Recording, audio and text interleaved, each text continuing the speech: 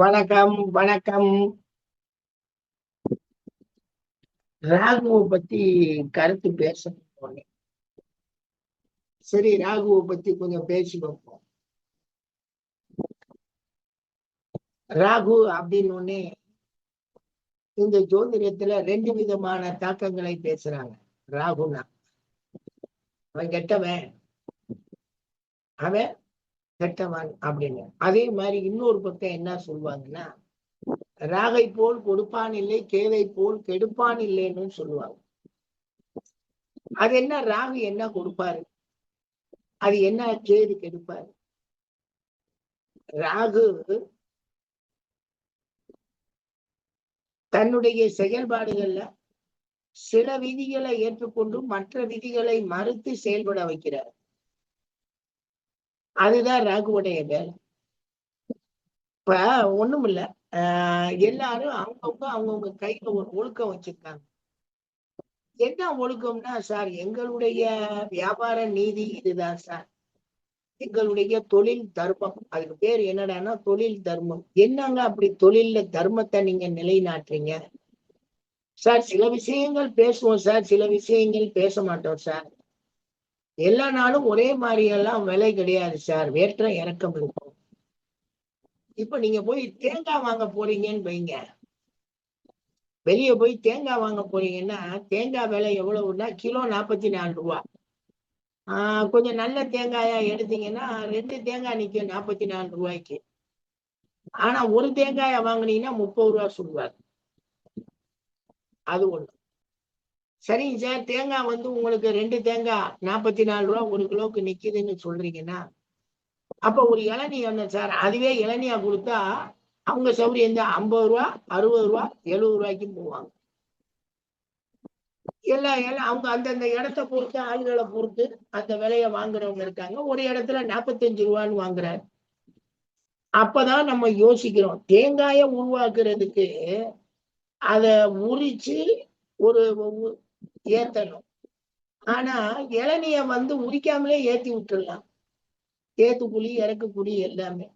எப்படி எல்லாம் நம்ம மாறுறோம் பாருங்க. ஏங்க, தேங்காய் விலை கம்மியா இருக்கு, இளநீ விலை கூட இருக்கு. அந்த இளநிக்காரமா சொல்றாங்க, நீங்க எல்லாம் வாங்குறதுனாலதான் சார் இளநீ விலை இறங்குறது. நீங்க வாங்காம இருந்தீங்கன்னா இளநீ விலையும் குறைஞ்சிடும். எங்களுக்கு என்ன இதை கொடுக்கணும்னு ஆசை. எப்படி பார்த்தாலும் 10 ரூபா 5 ரூபா லீவ், 10 ரூபா வைப்போம் லாபம், இல்ல 15 ரூபா வைப்போம். அதுக்கு மேல எங்களுக்கு ஒண்ணும் கிடையாது. 10 இளநீ வித்தா 100 இளநியா வித்துற போது ஒரு நாளைக்கு நான் ஒரு 1000 ரூபாய் சம்பாதிப்பேன். என்னத்தோ நடக்குது சார், பொழுது போகுது. படி, இது ஒரு தொழில் தர்மம் சார். நாங்க என்ன பண்றது? என்னமா தொழில் தர்மம்? எங்களுக்கும் சேர்த்து வச்சு நாங்க லாபம் சம்பாரிச்சு வாழணுங்கிறது எங்க தொழில் தர்மம் அப்படின்றாங்க. அங்க போய் நம்ம நீதி நேர்மை நியாயம் எல்லாம் பேசுறோம்னு வைங்க, நம்மளால போய் இந்த இளநிய போய் வாங்கிட்டு வர முடியுமா? இந்த இளநீ எங்க இருந்து கொண்டு வராங்க, யார் இறக்குறா, யார் ஏத்துறா, நமக்கு அதெல்லாம் ஒண்ணுமே தெரியாது. இங்கதாங்க தொழில் தர்மம்னு ஒண்ணு வச்சுக்கிறாங்க. சார் நீங்க வாங்க முடியாது, நாங்கதான் வாங்கிட்டு வர முடியும், பட் எங்க வேலை இதுதான் அப்படின்னு முடிச்சிடுறாங்க. இன்னொரு இடத்துல ஒரு தொழில் தர்மத்தை பாக்குறோம். என்னங்க சார் தொழில் தர்மம்? சார் எம்ஆர்பில என்ன ரேட்டு போட்டிருக்கு சார் அப்படின்னா, எம்ஆர்பி 80 ரூபா போட்டிருக்கு சார். இது தமிழ்நாடு முழுவதும் ஒரே விலை விற்கிறதுக்காக போட்டது சார். இந்த ஃபேக்டரி இங்கதான் சார் இருக்கு, இந்த ஊர்ல தான் தயார் பண்றாங்க சார். நீங்க எனக்கு 70 ரூபா கொடுத்தா போதும் சார் அப்படிங்கிற. என்ன சார், ஒரு 80 ரூபா வியாபாரத்துல 10 ரூபா குறைக்கிறீங்க, இந்த 70 ரூபாயே எனக்கு அதிக லாபம் சார். அதனால நான் அது உங்கள்கிட்ட சொல்லணும்ன்றது இல்லை. 70 ரூபா கொடுத்துட்டு வாங்கிட்டு போ. ஒரு கடை ஒருத்தர், நான் எம்ஆர்பில இருந்து 4% குறைப்பேன்னு சொல்லி அவர் கோடிக்கணக்கா சம்பாதிச்சு வச்சிருக்காரு. எல்லா பக்கமும் பேர் வாங்கிட்டார். அவர் எம்ஆர்பில இருந்து குறைப்பார் 4 ரூபாய் குறைக்கிறாராம். 100 ரூபாய்க்கு 4 ரூபாய். அது ஏற்கனவே எம்ஆர்பில 100 ரூபாய்க்கு 30 ரூபாய் அது லாபம் உள்ள பொருள். 100 ரூபாய்க்கு அதை வித்தா 30 ரூபாய் லாபம். ஆனா இவர் 4 ரூபாய் குறைச்சு 26 ரூபாய்க்கு கொடுக்குறாரு எல்லா கடையிலையும். இவர் தொழில் தர்மம் சொல்லி இவர் இதை நியாயம்னு சொல்றார். இதெல்லாம் யார்? இந்த மாதிரியான மறைமுக லாபங்கள், நம்மளுக்கு தெரியாம வரக்கூடிய லாபங்கள், இதெல்லாம் யாரு செயல்படுத்துறா? ராகுதான் செயல்படுத்துறார். குருவோ புதனோ சூரியனோ சனியனோ செவ்வாயெல்லாம் செயல்படுத்த முடியாது. இதெல்லாம் நெட்டடியா நம்மகிட்ட அடிச்சு வாங்குற லாபம். அங்க போட்டிருக்கான் எம்ஆர்பி ரேட்டுக்கு நான் தாரேன்னு சொன்னேன்னா அதுக்கு பேரே என்னது? Maximum retail price. கூடுதலான சில்லறை விலை. கூடுதலான மேக்சிமம் மிக கூடுதலான சில்லறை விலையே அவ்வளவுதான். அதே விலைக்கு ஒருத்தர் விற்கிறாரு, நீங்க வாங்குறீங்க அப்படின்னா எப்படி இருக்கு? இந்ததான் நான் ராகுன்னு சொல்வேன். இந்த அளவுக்கு நம்மளை ஏமாற்றக்கூடிய தன்மையை உருவாக்கி வச்சுதான் இந்த தொழிலாளர்கள் எல்லாருமே தொழில் தர்மம் நியாய தர்மம்ங்கிறார். ஒருத்தரை பாக்குறோம், அரிசி கடை வச்சிருக்காரு. அரிசி கடையில வந்து பாத்தீங்கன்னா விலை ஏறுதோ ஏறலையோ இவர் விலையை ஏத்தின்ற விலையை ஏற்றி. ஆமா சார், போன தடவை வாங்கும் போது நீங்க 1550க்கு வாங்குனீங்க, இந்த தடவை வாங்குற போது 1650. எப்ப ஒரு மாசத்துக்குள்ள ரேட்டு ஏறிடுச்சாப்பா? அதே மூளை தானே. ஆமா சார், ரேட்டு ஏறிடுச்சுல, நான் அதை வாங்கிதானே ஆனேன். நான் முதல் போட்டு வச்சிருக்கேன்ல, எனக்கு ஒரு 100 ரூபாய் கூட கிடைக்குதுன்னா அது எனக்கு தானே. நான் வட்டி நட்டம் இல்லாமல் லாபம் வரும்னு அவன் ஒரு நாள் தர்மத்தை சொல்றான். இப்படி ஊர் முழுவதும் பாத்தீங்கன்னா ஆளுக்கு ஒரு தர்மத்தை கையில எடுத்துக்கிட்டு அதுதான் சரின்னு பேசுறாங்க. அங்க நீங்க கூர்மையா பார்த்தால் அங்க ராகு வேலை செய்தான்னு பார்க்கணும். நியாயமா வேலை செஞ்சா குரு தான் வேலை செய்வார். அன்னைக்கு குருவால் தான் விலைகள்லாம் நிர்ணயிக்கப்பட்டது. அன்னைக்கு எம்ஆர்பின்னு ஒரு ரேட்டே இருக்காது. அவங்க பாட்டுக்கு வருவாங்க, எவ்வளவுப்பா விலை, இதுதான் விலைங்க, வாங்கிட்டு போங்கன்றுவாங்க. இல்லாட்டினா எண்ணெய் கடைக்கு போனோம்னா ஒரு சின்ன போர்டுல எழுதி போட்டுருவார், இதான் விலை அப்படின்னு. ஆனா இன்னைக்கு அப்படி இல்லைங்க, எல்லாத்துலயும் எம்ஆர்பி இருக்குங்க. அந்த எம்ஆர்பியை வச்சுக்கிட்டு அவன் படுத்துற பாடு பெரும் பாடுங்க.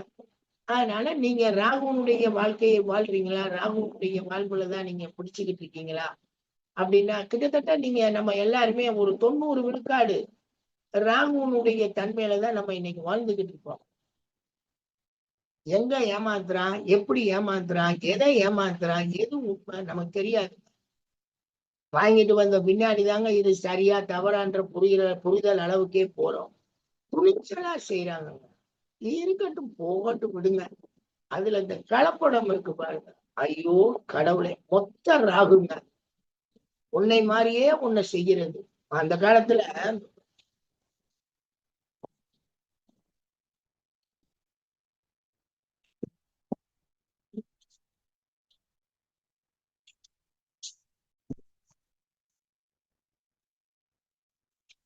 கள்ள நோட்டு அடிப்பாங்க. கள்ள நோட்டெல்லாம் ராகுவின் காரகம். கள்ள நோட்டு ராகுவின் காரகம் இல்லை. ஒன்றை போல் ஒன்று திருட்டுத்தனமாக எடுத்து ஏமாற்றக்கூடிய அடிப்படையில் ஒன்றை உருவாக்கினாலே அங்க ராகு வந்துருவான். ராகுவினால் ஜெயித்த கவலையே படமாட்டான். ராகுவினால் ஜெயிக்க வேண்டிய அமைப்புகள்ல யாருமே கவலைப்பட மாட்டாங்க. ரைட், நடந்த வரைக்கும் சரி, நடக்கட்டும், நமக்கு என்னமோ வழி இல்லை, விதி இல்லை, இந்த தொழிலை பண்றோம் அப்படின்னு சொல்லி பல தீய தொழில்களை பண்ணிட்டு இருக்க மனிதர்கள் அத்தனையுமே ராகுவால் தாக்கப்பட்டவங்க தான், ராகுவால் பிரச்சனைக்கு உண்டானவங்க தான். சரி சார், இந்த ராகு தோஷம் ஜாதகத்துல எல்லாம் சொல்லி வர்றாங்கன்னா எப்பயுமே 6, 8, 12 இருக்கக்கூடிய எந்த கோளா இருந்தாலும் அது தோஷம் தரும். அதுல என்ன ராகு மத்திர விதி விலக்கா என்ன? தோஷம் தரும். ஆனா அதை சரி பண்றதுக்கு இன்னொரு அதே மாதிரி தோஷம் உள்ள ஜாதக பெண்ணை கல்யாணம் பண்றேன்னு சொல்றாங்க பாருங்க. அங்கதான் எனக்கே ஆச்சரியம். அது என்னன்னா ஒரு ஒரு ஒரு தீயதுக்கு இன்னொரு தீயதை சேர்க்கிறீங்க, ஒரு நன்மை தீன்மையாவது பார்க்கலாம், சேர்க்கிறாங்க. அந்த மாதிரி எல்லாம் சில விஷயங்கள் ஓடுது. ராகுவை பொறுத்த வரைக்கும் நம்மகிட்ட இருந்து வரக்கூடிய விஷயம் என்னன்னா, நேர்மை, நீதி, நியாயம், ஒழுக்கத்துக்கெல்லாம் அங்க வேலையே இல்லை. அவங்க வச்ச சட்டத்துல பாஸ் பண்ணிட்டு இருப்பாங்க. அவங்கள்ட்ட நம்ம போகும்போது கொஞ்சம் ஜாக்கிரதையாகவே போகணும். எப்படியும் நம்மளை ஏமாத்திடுவாங்க, எப்படியும் நம்மளும் ஏமாறுவோம். இது இயல்பு. சொல்லுங்க, யாருக்காவது ராகுவை பத்தி பேசணும்னு இருக்குதா? சொல்லுங்க.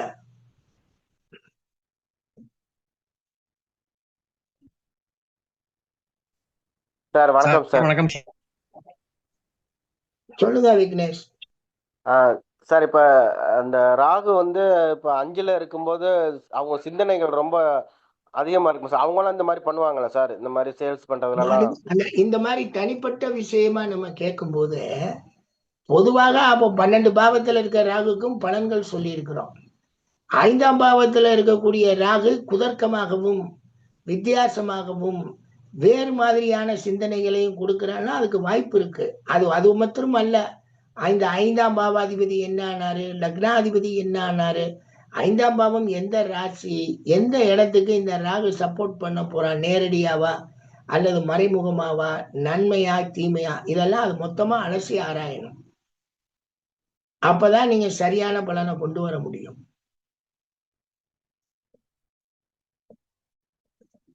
Okay sir. 5ஆம் பாவம்னே முடிவுக்கு வந்துடணும். அந்த பாவாதிபதி என்னன்னா அவன் கூட யாரு இருக்கா, அந்த லக்னாதிபதி என்னன்னா, குரு என்னன்னு எல்லாத்தையும் முடிச்சுட்டு தான் நீங்க அங்க போகணும். குழப்பம்ங்கிறதுக்கு. அடுத்தது சொல்லுங்க.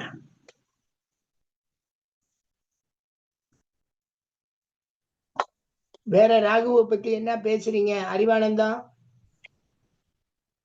சார் வணக்கம் சார். ஸ்ரீராம். வணக்கம் ஸ்ரீராம், சொல்லுங்க சார். அந்த 10ஆம் இடத்துல ராகு இருக்கும் பொழுது நமக்கு 10ஆம் அதிபதி நல்ல ஸ்தானங்கள்ல இருக்காப்ல, ஆனா 10ல ராகு இருக்கும் பொழுது அதற்குண்டான அந்த ஒர்க் எப்படி சார் அவங்களுக்கு இருக்கும்? நம்ம தொழில் பண்றோம். இப்ப வந்து கம்ப்யூட்டர் பண்றாங்க. கம்ப்யூட்டர் தொழில் பண்றவங்களுக்கு இந்த ராகு கொஞ்சம் நல்லாவே சப்போர்ட் பண்ணுது. ஒரே மேஜிக்கா அது இதுன்னு. அதுல இந்த ஹேக்கர்ஸ் இருக்காங்க இல்லையா? ஆமா சார். அவங்க பூரா ராகுவனுடைய சப்போர்ட் வந்து அவங்கள பிடிக்கவே முடியாது. எல்லாத்தையும் ஹேக் பண்ணிக்கிட்டே இருப்பாங்க. Okay sir. சரி, இந்த சாப்ட்வேர் டிசைன் பண்றாங்களே சார், ஒவ்வொன்றுக்கும் ஒவ்வொரு மாதிரி அந்த இது இந்த இது அப்படின்லாம் அவங்க எல்லாம் ராகுவோடைய சப்போர்ட் வேணும் அவங்களுக்கு. ஏன்னா மல்டி லெவல் சப்போர்ட் அவங்களுக்கு அது கிடைக்கும் ராகுனால. ராகு எப்பயுமே பிரம்மாண்டத்தை உருவாக்கக்கூடியவன். அந்த பிரம்மாண்டம் வந்து நன்மையோ தீமையோ அது ரெண்டாவது முடிவு பண்ணுங்க. ஆனா நான் இந்த இதெல்லாம் செய்யறேன்னு சொல்லி எங்க போர்ஜரி வருதோ, எங்க ஏமாற்று குணம் வருதோ அந்த இடத்துல ராகு நம்மளை கொண்டு போய் நிப்பாட்டுவான். 10ஆம் பாவத்துல இருக்கு. ஜீவன உபாயத்துல நமக்கு 10ஆம் பாவத்தினால பொழைக்கிறோம். அங்க போய் நம்ம ராகுவை வச்சுக்கிட்டு என்ன பண்ணுவோம்? நல்ல இடத்துக்குள்ளேயும் தள்ளி விடுவான். லஞ்ச லாவண்யம் மொத்தமா எல்லாமே பொய்யா இருக்கும். 10ஆம் அதிபதி கொஞ்சம் நல்லா இருந்தான்னா ஓரளவு எஸ்கேப் ஆகலாம் என்ன சார்? தப்பிச்சுக்கிட்டே போயிடுவோம். இல்லாட்டினா அப்பப்போ மாட்டுவோம், அப்பப்போ வருவோம் போவோம். அந்த மாதிரி ஒரு கலவை எல்லாம் உருவாகும். Okay sir. ராகுனால நாம நினைக்கிறது என்னன்னா செல்வம் சேரலாம் சார். நாம செஞ்ச பொய்யான பொருள்கள் விற்பனை ஆகலாம், எல்லாமே செய்யலாம். ஆனா அது எல்லா நாள்லயும் செய்ய முடியுமான்ற ஒரு கேள்வி வரும். Okay sir. சில நேரங்கள்ல நமக்கு திசா புத்திகள் வேறு மாதிரி இருக்கிறப்ப இந்த ராகு எக்கச்சக்கமா நம்மளை கிராஸ் பண்ணி விட்டான்னா என்ன பண்ணுவோம்? மாட்டிக்கிற மாதிரி. கவலைப்பட மாட்டோமே. செஞ்சது தப்பு, அதுக்கு மாட்டாமையா இருப்பாங்க ராகுனால. Okay sir. அதெல்லாம் மாட்டத்தான் செய்வோம், போகத்தான் செய்வோம், அப்புறம் மாறிக்கிறதா செய்வோம். இன்னைக்கு இந்த எத்திக்கல் ஹேக்கிங்னு வேற சொல்றாங்க சார். ஹேக்கிங்லயே அது சுட்டி என்னது என்ன நல்ல வார்த்தை சொன்னீங்க சார். Ethical ஹேக்கிங்கா sir? அது பாத்தீங்களா செஞ்சுறது என்னமோ ஹேக்கிங். ஆனா அதுல எத்திக்கல் என்ன அறத்துல பாக்குறாங்களா அந்த ஹேக்கிங்ல? என்ன அது வந்து தவறு இருக்குங்கிறத அவர் சுட்டி காட்டுறாராம். இந்த நீங்க வச்சிருக்கிற வெப்சைட்ல இந்த மாதிரி பிரச்சனை இருக்கு அப்படிங்கறத நாங்க இதை ஹேக் பண்ண முடியும். இப்ப கூட அந்த நீட் விவகாரத்துல கூட ஒரு பையன் வந்து கண்டுபிடிச்சு சொல்லியிருக்காப்ல, இதுல குறைபாடு இருந்திருக்கு, நீங்க அதை சரி பண்ணிருக்கணும், பண்ணல. அவர் ஒரு எத்திக்கல் ஹேக்கர் சார். அந்த மாதிரி சுட்டி காட்டக்கூடிய இதுல ஹேக்கர்ஸ்ல எத்திக்கல், அதாவது ராகுனுடைய செயல்லையே ராகு செயலை வந்து வேறு மாதிரியாக செயல்படுத்துறது. அப்ப வந்து அவருடைய குணம் தனியா மாறுதோ? அதுக்கு ஒரு ரெகனைசேஷன் கவர்மெண்ட் கொடுக்குறாங்க அப்படின்றப்ப அது எப்படி சார்? அது எப்படி எடுத்து தனியா மாறும்? Okay sir. ஓகே. குற்றங்களை குற்றம் பார்ப்பவன் தானே சனி. ரைட். Okay sir. ஓகே. அந்த குற்றங்களை பார்க்கும்போது சனியா மாறும், புதனா மாறாது. ஓகே. புதனா மறைமுக வேலைகளை எல்லாத்துக்கும் ஒரு வேலை வச்சிருவான். Okay sir. சனியை எந்த வேலை இல்லாமலும் நான் சொல்றேன்னு சொல்லி குற்றத்தை சொல்லும். சனியனால் குற்றம் வெளிப்படாது, புதன் நாள் குற்றத்துல வந்து அது செல்வம் வரும். ஓகே. சனி வேணான்ட்டு என்னத்தையாவது சொல்லிட்டு போயிருந்தப்ப நம்ம எல்லாம் சொல்லிட்டு இருக்கோமே குற்றங்கள் குறைகள் ஜோதிடத்துல. நம்ம எல்லாம் சனியை சேர்ந்தவங்க, ராகுவை சேர்ந்தவங்க அல்ல. Okay sir. ஏன்னா அடுத்தவனுக்காக அடுத்தவன் செய்யற தப்ப எந்த பைசாவும் வாங்காம நம்ம சொல்லிக்கிட்டு இருக்கோம். இதே புதனாக இருந்தால் பைசா வாங்கிட்டு சொல்லுவோம். அதுக்கு ஒரு விலை நிர்ணயிச்சு. ஆமா சார், இதுல குரு சம்பந்தப்பட முடியாதா சார்? அவர் திருத்தி கொண்டு வரானே, உண்மையை சொல்றானே, அதுதான் தப்பு. அவர் எங்கேயோ போய் ஹேக் பண்றாருல, உண்மையை நேரடியா கொண்டு வந்தாதான் குரு. உண்மையை போய் இவர் ஹேக் பண்றாரு. யார்கிட்ட கேட்டு செஞ்சார் அந்த உண்மையை? யார்கிட்ட கேட்டு அந்த ஹேக் அந்த திருட்டுத்தனத்தை செஞ்சார்? ஆமா சார். அது அவரா செஞ்சுட்டு அப்புறம் சுட்டி காட்டுறாரு தப்பு இருக்குன்னு. அது தப்பு. அது எப்படி நீங்க அந்த மாதிரி ஹேக்கிங் பண்ணாலே அங்க உங்களுக்கு உங்களுக்கு அந்த குணம் வந்துருது. Okay sir. அந்த இழிவான எண்ணங்கள் வந்தாதான் நீங்க அதை செய்யவே முடியும். அந்த எண்ணங்களை கொண்டு வர்றதுனால அங்க குருக்கு என்ன, குரு எப்பயுமே நேரா இருந்தா வருவார், இல்லாட்டி கிளம்பிடுவாரு. அந்த வேலையெல்லாம் செய்ய தூண்டுறதெல்லாம் தீய கோள்கள் தான் தூண்டணும் சார். ஒருத்தன்ட்ட இருக்க பொருளை அபகரிக்கணும்னா அது தீய கோள்கள் சப்போர்ட் இல்லாம அபகரிக்க முடியாது சார். தீய கோள் சப்போர்ட் பண்ணணும். வேற கேளுங்க, நீங்களே சொல்லுங்க. இந்த ராகு தோஷம் அப்படின்னு சொல்லி வந்தது எதனால், எப்ப வந்தது சார்? இது ஏன் லக்னத்துல 2ஆம் இடம் 7ஆம் இடம் 8ஆம் இடத்தை மட்டும் குறிப்பிடுறாங்க? இப்பதாங்க அத பெருசா பேசுறாங்க. இந்த ராகு கேதெல்லாம் இன்னைக்குதான் பேசுறாங்க, ஒரு 30 வருஷமா. அதுக்கு முன்னாடி நான் வந்த காலத்துல, ஜோதிட துறைக்குள்ள வந்தப்பெல்லாம் ராகு கேது தோஷம் எல்லாம் கிடையாது. வெறும் செவ்வாய் தோஷம் தான் சொல்லுவாங்க. செவ்வாய் தோஷத்துக்கு செவ்வாய் தோஷம் செய்யணும், வைக்கணும். அதுக்கு பரிகாரம் இந்த வாழை மரத்தை வெட்டணும், அந்த பரிகாரம் பண்ணணும், இந்த கோயிலுக்கு போனா சரியாயிடும். ஆக எவனுமே ஜோதிடத்துல பரிகாரம் சொல்லல. ஜோதிடத்தை விட்டுட்டு வெளிப்புறத்துல பரிகாரம் சொல்லி பையில வாங்கி பணம் போட்டுக்கிட்டு இருந்தான். ஏன் இன்னும் சொல்ல போனா, ஜாதக அலங்காரத்தை மொழிபெயர்த்த அந்த தெய்வ சிகாமணி கூட்டம் என்ன எழுதியிருக்கும்னா, ஜோதிடம் பார்ப்பதே நாம் வரக்கூடிய தீவினைக்கு தகுந்தாற் போல் பரிகாரம் பண்ணி நாம் நல்வினையை பெறுவதற்கு உண்டான வழிகளை காட்டக்கூடிய அடிப்படை தான் இந்த ஜோதிடம்னு எழுதி வச்சிருக்கான். அவனை என்ன பண்ணுவீங்க நீங்க? ஆக எல்லாருக்குமே இந்த ஜோதிடத்தினுடைய உண்மைத்தன்மை என்னங்கிறதே அவங்க சொல்லவே இல்லை. ஐயா இது நடக்கும் அப்படின்னா தானே ஜோதிடம். நடக்கிறத நாங்க பரிகாரத்தினால மாத்திருவோம் அப்படின்றப்ப அங்க எங்க ஜோதிடம் வரும்? அதனால அந்த கண்டுபிடிச்ச தோஷங்கள் அத்தனையுமே ராகு தோஷம்னா தானே நீங்க காசு கொடுப்பீங்க. காளகஸ்திக்கு போங்கன்னுவோம். உங்களுக்கு வாங்க அந்த இது, அது என்ன, அது கும்பகோணத்து பக்கத்துல ஒரு கோயில் இருக்கு, திரு நாகேஸ்வரம். திரு நாகேஸ்வரம். அது ஒரு சிவன் கோயில். அதுக்குள்ள விட்டு வரிசையில் எண்ணி போட்டு, அது ஞாயிற்றுக்கிழமை 4 to 6 நாங்க அபிஷேகம் பண்ணணும், அதுக்கு காசு கொடுங்க. மகா மட்டமான மகா மோசமான அமைப்பு. இறைவனை எப்ப வேணாலும் பார்க்கலாம், எப்படி வேணாலும் பார்க்கலாம். பயந்தவங்க கோயிலுக்கு போறாங்க, சாமி கும்பிடுறாங்க, வராங்க. இவங்க போக வச்சாங்க பாருங்க. அவங்க போய் கும்பிட்டுவாங்க, கல்யாணம் ஆயிடும். அங்க போய் வருஷம் கும்பிட்டும் 10 வருஷம் கும்பிட்டும் கல்யாணம் ஆகாத பொண்ணுங்கள்லாம் இருக்கு, கல்யாணம் ஆகாத பையங்களும் இருக்காங்க. ஏகப்பட்ட ஒரு இவங்கெல்லாம் நம்பிக்கையில நினைக்கிறது கோயிலுக்கு போனோன்னே எல்லாம் மாறிடும், கோயிலுக்கு போயிட்டு வந்தா மாறும். அந்த மாதிரியான அமைப்புகள்ல தோஷங்களை கண்டுபிடிச்சு பரிகாரம் பண்ணுவதற்காக இவங்க தோஷங்களை மிகைப்படுத்தி பெருசா பேசிட்டாங்க. அதுல தோஷத்துக்கு தோஷம் செஞ்சா தோஷ சாமியம் அப்படின்ட்டாங்க. எல்லாமே பொய். தோஷம் இருந்தா அதை அனுபவிச்சுதானே ஆகணும். யாரா இருந்தா என்ன? நானா இருந்தா எனக்குள்ள தோஷத்தை நான் அனுபவிக்கணும். பொண்டாட்டியா இருந்தா அவளுக்குள்ள தோஷத்தை அவ அனுபவிக்கணும். அது என்ன மாத்துறேங்கிறது? எல்லாம் ஏமாற்று வேலைதான், எல்லாமே ராகு வேலைதான் சார். ராகு தோஷத்தை மாற்றுவேன் என்பதும் ராகு வேலையே.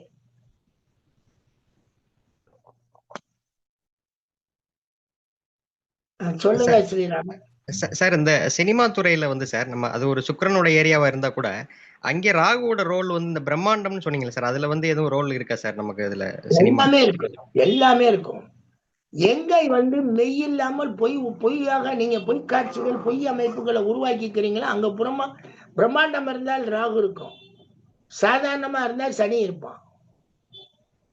சாதாரண ஏமாற்று வேலைகளுக்குள்ள சனி வந்துருவான், பிரம்மாண்டத்துக்குள்ள ராகு போயிடுவான்.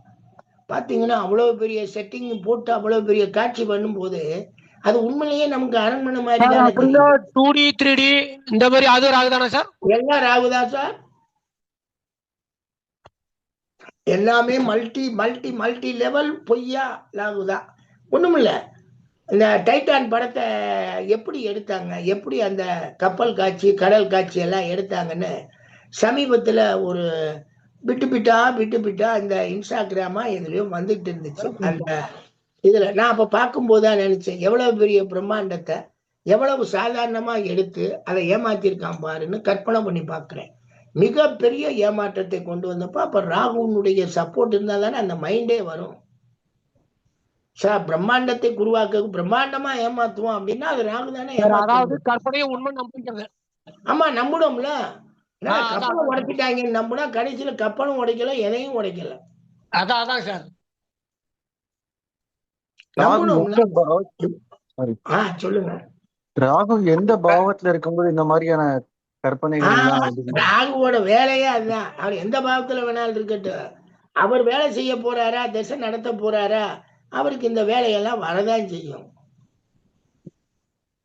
அவர் திசையில இந்த மாதிரியான சில பிரம்மாண்டங்களை நாம எதிர்பார்க்கலாம். நாமளும் அந்த இது மாதிரி பிரம்மாண்டம் இல்லாட்டினாலும் ஏமாற்றத்துக்குள்ள போகலாம், அல்லது நாம ஏமாத்தலாம், அல்லது நம்மளை யார் வேணாலும் ஏமாத்தலாம். ராகுவின் குணம் அது.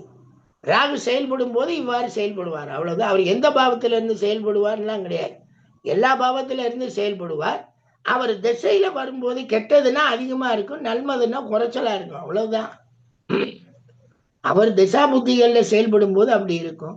எண்ணங்களில் லக்னத்திலேயே ராகு இருக்கா, குழப்பவாதிகள் தான். எது நாம தீயது செய்வோமா வேணாமான்ற குழப்பமே ஜாஸ்தியா இருக்கும்.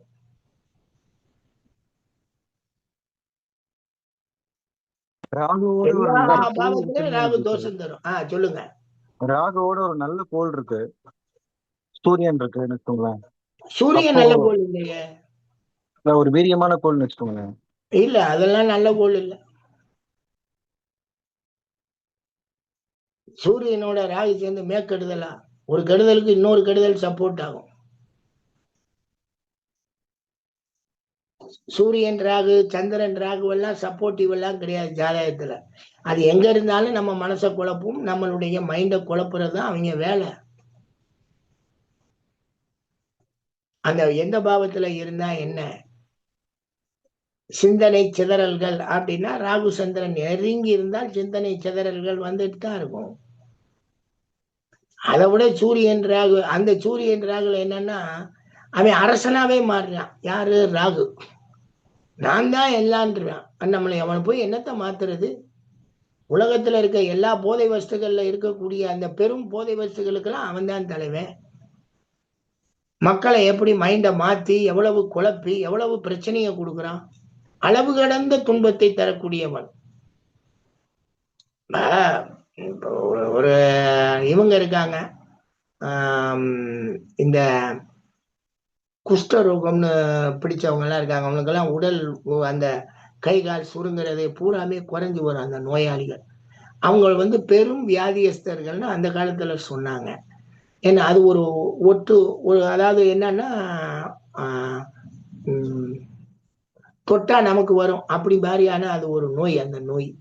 அந்த நோயினுடைய காரகன் யாரு? அந்த நோயை நம்ம எங்க கொண்டு போய் கொடுத்துருக்கோம்? ராகுக்கு தான் கொடுத்துருக்கோம். அப்ப அந்த நோயாளிகள் என்னவாகிறாங்க? தனித்து விடப்படுகிறார்கள், தனித்து வாழ்கிறார்கள். அவர்கள் இந்த பொதுவாக இருக்கக்கூடிய உலகத்திலிருந்து விடுபட்டு போயிடுறாங்க. எங்கேயோ வாழ்றாங்க, எங்கேயோ வாழ்ந்துட்டு இருக்காங்க. எப்பவாவது தங்களுக்கு பணம் தேவைப்படுது அப்படின்னா அப்படியே ஐயா காசு கொடுங்க, தர்மம் கொடுங்க, தானம் கொடுங்கன்னுவாங்க. எல்லாரும் கொடுக்குறாங்க, அவங்க வாங்கிட்டு வெளியே போயிடுவாங்க. ஒரு ஓரமா போய் நிம்மதியா வாழ்வாங்க. ஏன்னா அவங்களால எந்த பணியும் செய்ய முடியல, கையும் நல்லா இல்லை, காலும் நல்லா இல்லை. அப்ப எவ்வளவு பெரிய கொடுமையை இந்த ராகு கொடுக்குறான். மனித தன்மையிலே நோயில எவ்வளவு பெரிய கொடுமையான நோயை உருவாக்குறான் இந்த ராகு. இந்த மாதிரியான கொடுமையான மக்கள் ஏற்றுக்கொள்ள முடியாத துன்பங்களை தரக்கூடிய செயல்களுக்கு காரகனாக ராகு இருக்கிறதுனாலதான் இந்த ராகு தோஷம்னு மக்கள் ஐயோ அது நமக்கு வந்துருமோ, நம்ம கணவருக்கு வந்துருமோ அப்படின்ற அந்த பரிதாபத்துல என்ன பண்றாங்கன்னா உடனே போய் ஒரு தோஷ பரிகாரம் செஞ்சுட்டு வந்தா நமக்கு வராதுங்கிற அந்த அடிப்படை. சரி, சொல்ற ஜோதிடராத அது எப்படி வரும், அது எப்படி வேலை செய்யும், எந்த பாவத்தோட தொடர்பு வைக்குது, ஏன்னா மற்ற கோள்கள் சப்போர்ட் எப்படி இருக்கு, அதன் அடிப்படையில இதனுடைய தோஷம் சரியா வரும் சரியா வராது அப்படின்னு சொல்றாங்களா? கிடையாது. மொத்தத்துக்கு தோஷம் சொல்லிட்டு நேரா கோயிலுக்கு கொண்டு போயிடுவாங்க மக்களை. சேருங்க கோயில்ல, நீங்க பரிகாரம் தேடிக்கங்க. எப்படி தேடுறது, எப்படி நமக்கு சரியா இருக்கும் நீங்க சொல்லுங்க. கோயிலுக்கு கூட்டு போயிடுறாங்க. இப்ப எல்லாம் ராகுனால சம்பாதிக்கிறவங்க நிறைய பேர் இருக்காங்க. ராகுனால நல்லா அவங்க பாட்டு ஜோசியத்துக்கு நாங்க சம்பாதிக்கதாங்க வந்திருக்கோம், நாங்க ஜோசியத்தை காப்பாத்துறதுக்கெல்லாம் வரல. நாங்க 2 பயமுறுத்துவோம், அவர் புரிஞ்சுக்குவாரு, ரைட்டு வாங்க ஒரு பரிகாரத்தை போடுவோம், போயிடுவோம்ல. ராகுனாலே உங்களுக்கு பரிகாரத்துக்கு வந்துருவோம்ல. அது யார் அதை அது என்னவா வச்சிருக்கோம், பாம்பா வேற வச்சிருக்கோம். அத பாம்புன்னு சொல்றப்ப எல்லாரும் அதை நம்ம விரும்பும். இந்தியா முழுவதுமே பாம்பை யாருமே சாதாரணமா எடுத்துக்கல, கடவுளாவே கும்பிடுறோம் நம்ம. பக்கத்தில் இருக்க இந்தோனேசியாவிலேயோ இதுல எல்லாம் அது சாப்பாட்டு உணவு, அது ஒரு உணவு. ஆனா இங்க நமக்கு அது கடவுள் மாத்தி வச்சுட்டோம். என்ன தோஷம் தரக்கூடியது, என்னை காப்பாத்து, நான் உன்னை வணங்குறேன்னு சொல்லி வணக்க முறையில என்ன பண்ணிட்டான், அந்த தீய பாம்புன்னு வச்சுட்டு அது கோலாக்கி அதுக்கு நம்ம இந்த வேலையை பார்க்கிறோம். நமக்கு அது நிழல் கோல், ஆனா பரிகாரத்துல அது பாம்பு கோல். பாம்பா மாறி அடே அப்பா பூராமே எல்லாரும் நம்ம அங்கிங்கனாதபடி எல்லாரும் நல்லா வச்சு செய்வாங்க, வச்சு சம்பாதிப்பாங்க. இப்ப செய்வினை கோளாறுகள் அப்படின்னா, செய்வினை கோளாறுகள்ல அன்னைக்கெல்லாம் என்ன பண்ணாங்கன்னா பொய் தான் எல்லாமே. இருந்தாலும் இந்த செய்வினை கோளாறுகள்ல ஒரு மூர்க்கமாக செயல்படக்கூடிய அந்த செய்வினை கோளாறுகள், அந்த பரிகார அமைப்புகள்லாம் ராகுக்கு வரும். ரொம்ப மூர்க்கமா இருப்பாங்க, என்னன்னு வெட்டி போடுவாங்க, வைப்பாங்க. அது மிரட்டுறது தான் எல்லாமே. பரிகாரம்னு சொல்லி உங்க முன்னாடி உட்கார வச்சு எந்த செஞ்சாலுமே அது உங்களை மிரட்டிடுவான். மிரட்டின உடனே நீங்களே மனசு சரியாயிருவீங்க. ஓ, நமக்கு இதெல்லாம் செய்யறதுனால நமக்கு எல்லாம் சரியாயிருன்ற அந்த நம்பிக்கையிலே காலம் ஓடிடும். ராகு தோஷம் பரிகாரம் பண்றோம், பரிகாரம் நடக்கலையா, நீங்க சொன்னபடி நான் அப்படியே தான் இருக்கேன்னா காசு உடனே கொடுத்துட்றான் ஜோசியன். என்ன காரணம்னா, இவன் பரிகாரத்துக்கு நான் காசு கொடுத்தேன், அது நடக்கலைன்னு சொல்லி போலீஸ் ஸ்டேஷன்ல போய் ரிப்போர்ட் பண்ணான்னு வைங்க, அங்க இருந்து ஒரே ஒரு போன் தான் பண்ணுவாங்க. என்ன தம்பி காசை வாங்கிட்டீங்க, கொடுக்கலையா? ஐயா கொடுத்துருவோமியா, வந்தா கொடுத்துட்றீங்க, நேரம் நானே கொண்டு வந்து கொடுக்குறீங்க. ஏன்னா கேஸ போட்டா பாவம், அது சீட்டிங் கேஸ் 420. அந்த செக்ஷனே ராகு செக்ஷன் தான். அந்த 420 அப்படின்னாலே ஐபிசி 420ன்னு சொல்லுவாங்க ஏமாற்று வேலைக்கு. அந்த செக்ஷனுக்கே தலைவர் ராகு தான். ராகு வேலை செஞ்சீங்கன்னா தான் நீங்க அந்த செக்ஷன்ல கேஸுக்குள்ள போக முடியும். அவ்வளவு பெரிய சீட்டிங் பிளானட் அந்த தோஷம், அவ்வளவு பெரிய குணத்தை அங்க கொடுத்து வச்சிருக்கோம். அதை போய் லக்னத்துல இருக்கு, குடும்பத்துல இருக்கு, தைரியத்துல இருக்கு, சுகத்துல இருக்கு, அறிவுல இருக்கு, பிரச்சனையில இருக்கு, கணவர் ஸ்தானம் மனைவி ஸ்தானத்துல இருக்கு, கஷ்டத்துல இருக்கு அப்படின்னு சொன்னோம்னா எல்லாரும் பயப்படுவான்ல. அந்த பயத்தை வச்சுக்கிட்டு நீ இந்த மாதிரி இதெல்லாம் பண்ணிட்டேன்னா உனக்கு எல்லாமே சரியாயிடும். ஒரு அம்மா சொல்லுச்சு, இந்த திருமணஞ்சேரிக்கு போனா கல்யாணம் ஆகும் அப்படின்னு சொல்லி. நானும் திருமணஞ்சேரிக்கு ஏகப்பட்ட தடவை போயிட்டு சார், எனக்கு இன்னும் கல்யாணம் ஆகலையில, பேசாம போய் உன் வேலையை பாரு. அவங்க பூரா என்னன்னா, அது எங்க ஊர் சௌராஷ்டிரா கூட்டம். அவங்க எல்லாம் சாட்டிஸ்ஃபையே ஆக மாட்டாங்க. அவங்க தான் ஆனாதான் உண்டு. ஏகப்பட்ட விஷயத்த சொல்றது செய்யறது.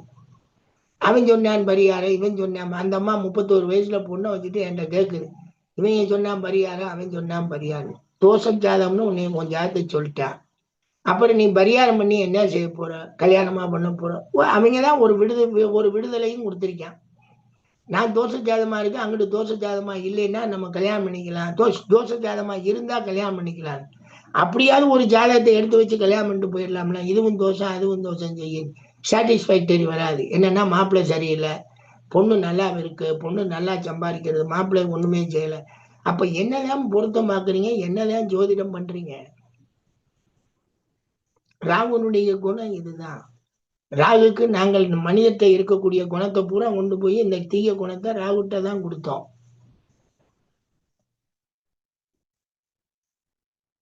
வேற என்ன கேக்குறீங்க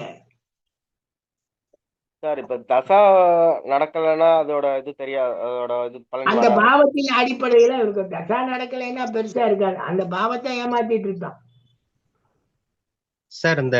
இப்ப இந்த தனித்து விடப்பட்ட அமைப்புன்னு சொல்லும்போது இந்த போதை பொருட்கள்லாம் இருக்குல்ல சார், போதை அதெல்லாம் இருக்குல்ல, அவங்க ஒரு தனி உலகத்துலதான் தண்ணி அடிக்கிற கூட்டம் எல்லாம் சந்திரனும் சுக்கிரனும். அளவா தண்ணி அடிச்சுட்டு படுக்கிறவங்க எல்லாம் சந்திரன் சுக்கிரன் சார். அதெல்லாம் லக்ஸுரி. ட்ரக்ஸ் மாதிரி ஓவரா குடிச்சுட்டு எல்லாம் ராகு சார். ஓ, இந்த ஊசி மாதிரி அந்த மாதிரியான விஷயங்கள் அது. Okay okay. கள்ளச்சாராயம்ங்கிறதுக்கு அங்க வரமாட்டாராங்க, எங்கால் சனியை மாத்திரம் நிப்பாரு. Okay sir. சனிய அந்த சந்திரன் எப்பயுமே லிக்விட், எல்லாமே சனியன் சந்திரன் பிளஸ் சுக்கிரன்.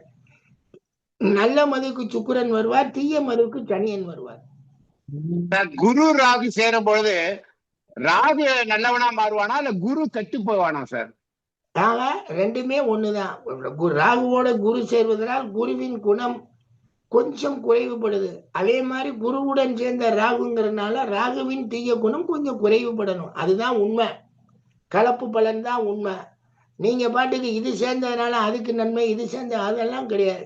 ரெண்டுமே சேர்ந்து நிக்குதுன்னா ரெண்டு குணமும் சேர்ந்துதான் செயல்படணும். சார் இப்ப குருவே வந்து 8ஆம் அதிபதியாகி வந்து சேரும்போது மறுபடியும் ராகுவை கெடுக்க தானே சார் செய்வார் அவரு? அதான் நீங்க கவனிக்கணும். அதிபதியாக வர்றது வேற. அவர் இயல்பு குணம், அவர் நல்லவர்.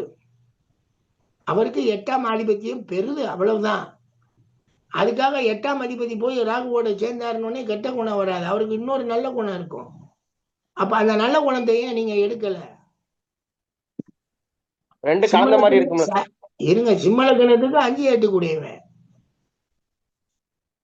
5 கூடிய குணத்தை ஏன் எடுக்க மாட்டேங்கிறீங்க?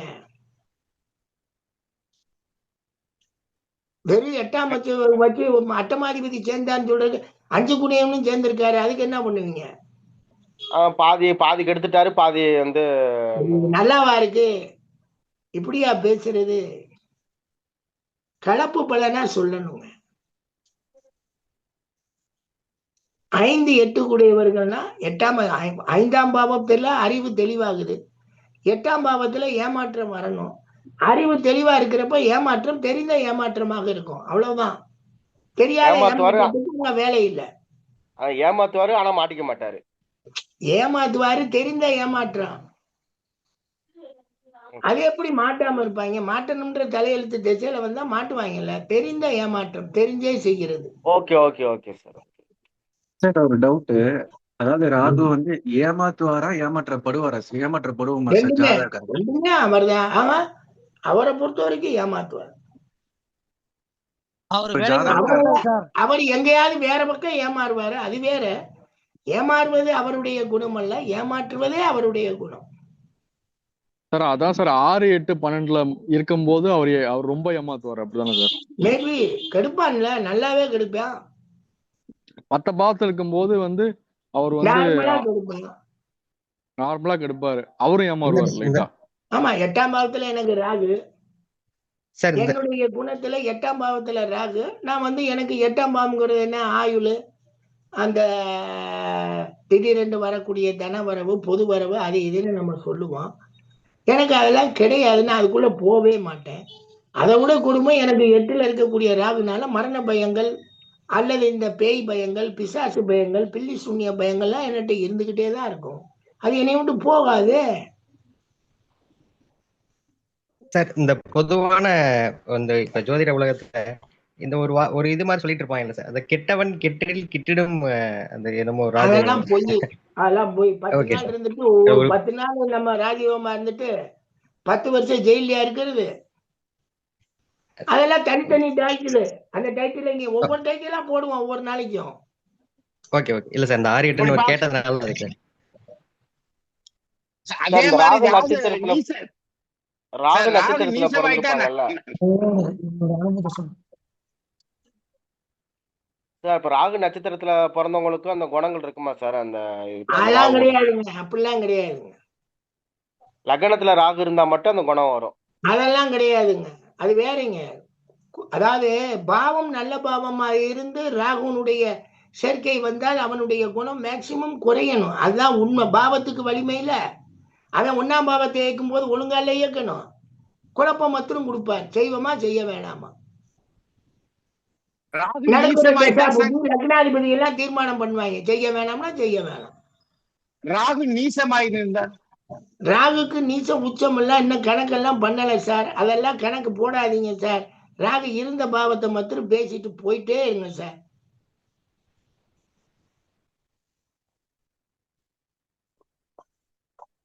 ராகுக்கு உச்ச நீச்சம் போட்டேன்னு சொல்லி ஏமாந்துட்டு தெரியாதீங்க. அதெல்லாம் ஒரு ஸ்ட்ரென்த் தானே. ஏன் ராகுவே மொத்தமா நம்மள தானே அவனை ஸ்ட்ரென்த்தா சொல்றோம் பாவத்தின் அடிப்படையில. சில பேர் ரிஷபத்தையும் விருச்சிகத்தையும் கை காட்டுறாங்க சார், அதுக்காக. அதெல்லாம் கை காட்டிட்டே தெரியட்டும், நமக்கு எதுக்கு அந்த வம்பு? நாம வந்து அது தீர்மானிக்கப்பட்டதானா கிடையாது. ஏன்னா ராகுக்கு எது கோள்களே இல்லை. அதுகள் இருக்கிற பாவத்தை இயக்குது, அந்த நிழல் வேலை செய்யுதுன்னு சொல்லிட்டோம். அதுக்கு உச்ச நீச்ச வலிமையெல்லாம் ஏன் நம்ம கொடுக்கணும்?